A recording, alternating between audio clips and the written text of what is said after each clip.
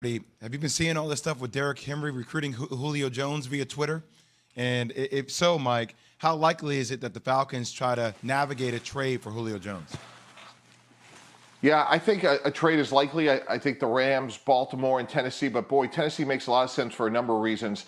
They're in a win-now mode. Their quarterback's over 30. They lost a really good receiver in Corey Davis. Julio Jones would come there with A.J. Brown and make them immeasurably better. Arthur Smith, the current head coach of the Falcons, was the offensive coordinator of Tennessee. He knows that roster well. Maybe it's a player like a Rashaan Evans, a good young linebacker, and a second-round pick. Maybe that's a win-win. So I think at this point, the fact that this story is still out there tells me that there's probably something to it. Julio Jones, he's obviously much closer to the end than the beginning. Terry Fontenot, the new GM of the Saints, from the Saints, who's the GM of the Falcons. Arthur Smith, new head coach. If you're going to do something like this, you do it in year one. So to me, this really makes sense that after June 1st, he could get moved. Mike, would you trade him? Boy, that's a great question, Key.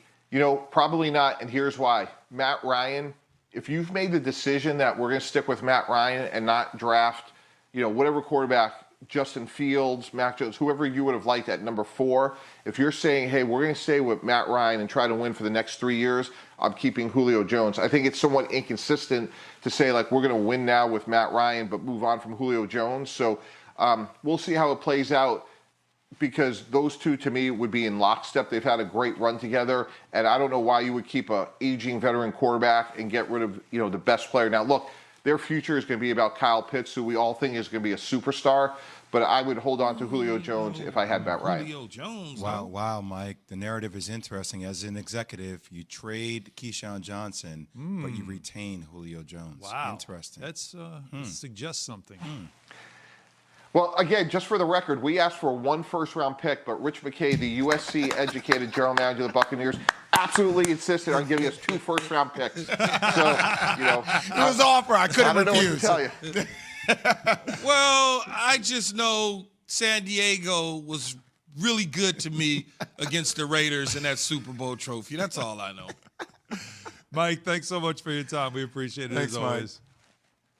All right, I got those 2 first-round picks right back here if you need them. So. That's always what you do, and that's what matters the most. Mike Tannenbaum on the Goodyear hotline. I was waiting for that question to be asked, though, because you knew he had that history of trading you, but he would not trade Julio Jones. It'd be interesting to see what the Falcons end up doing with him, because if Matt Ryan's got some more years left in him, you want as many weapons around him as you can. So a dunk, and not even from a basketball court. That's next. KJZ, ESPN Radio, and the ESPN. With that in mind, let's bring in, you mentioned him, Mike Tannenbaum right now on the Goodyear Hotline, our ESPN NFL front office insider. We got a lot to get to with you, Mike T, but just quickly on the Rodgers thing, as we're talking about legacy, when you're in the front office of any organization, you're not thinking about that as a player is still, playing for you.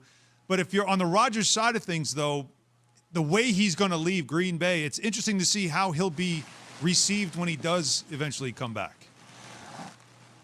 Yeah, I heard what Key had to say. And look, I think Key is right. As it relates to money, the market is the market. He's the reigning MVP, back-to-back championship games. But I would go down the road of legacy, and here's why. If I'm Green Bay and I'm in a somewhat of a competitive situation because we screwed up and now he's trying to leave and go to either Denver, Raiders, wherever, what's the one thing we have that they don't? That is legacy. So I would work really hard to figure out what's important to him. There has to be some charity, some foundation, something that is meaningful to Aaron Rodgers, and I would try to tie that into him staying in Green Bay, because if I'm the Packers, I think that's my best and likely chance of success. All right, Mike. The Jaguars have officially signed Tim Tebow. What position do you think Keyshawn should come back and play in the NFL today? Man, stop. What do you think? Running back? Safety. I'll tell you what.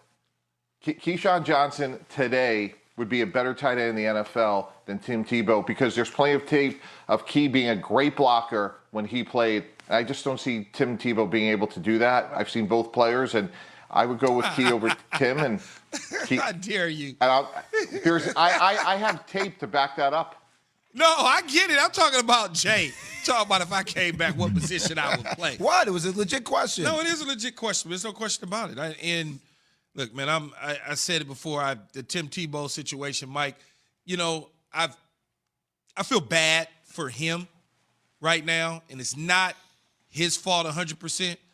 I would put probably, if we put a percentage on it, 75% of it is Urban Meyer for whatever reasons. I just feel after coming on NFL Live yesterday and sitting back and reflecting on listening to how everybody treated the signing of it, I just feel bad for him because Urban Meyer set him up for failure in terms of public perception, really have. But how's that going around the league, though, Mike? Yeah. How's the rest of the league Yeah. viewing something like this? Yeah, I have two thoughts. First of all, if you're Houston, Indy, and Tennessee, you're doing backflips today, and here's why.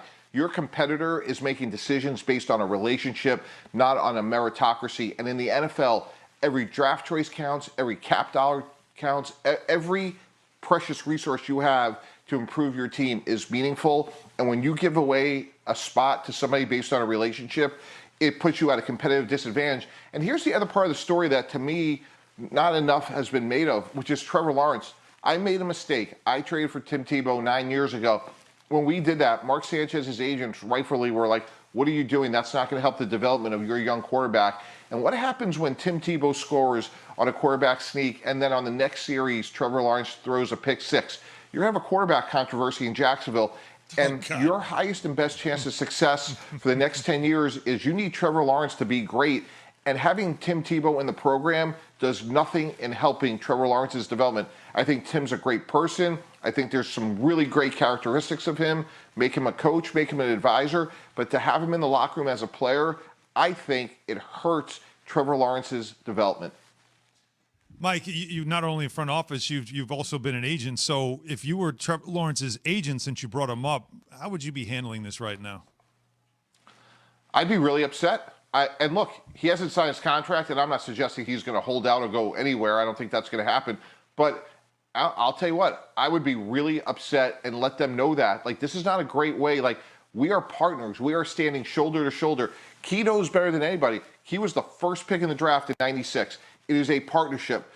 The player's success is the organization's success. And this is not helping Trevor Lawrence's success. And they would know that in no uncertain terms. Let me ask you this in terms of, you know, for me, Mike, it's about 8 years removed from the NFL. And I keep trying to tell guys and people this. It's not about whether he can play the position or not or this or that. He hasn't played football in 8 years. As a general manager, you as a front office guy, for somebody like myself, for instance, had I retired and let's say I wanted to come back and play 2 years after retirement, maybe even 3, but I was a really good player in the NFL, would you be interested in signing that if I could still go, opposed to 8 years of not playing football and really never did anything in the league? Yeah, Key, look, every year you get away, it becomes harder and harder. And we've seen that over and over again. The Des Bryants of the world, even Antonio Brown, let's face it, he's not the same A player he once was. He's still a good player.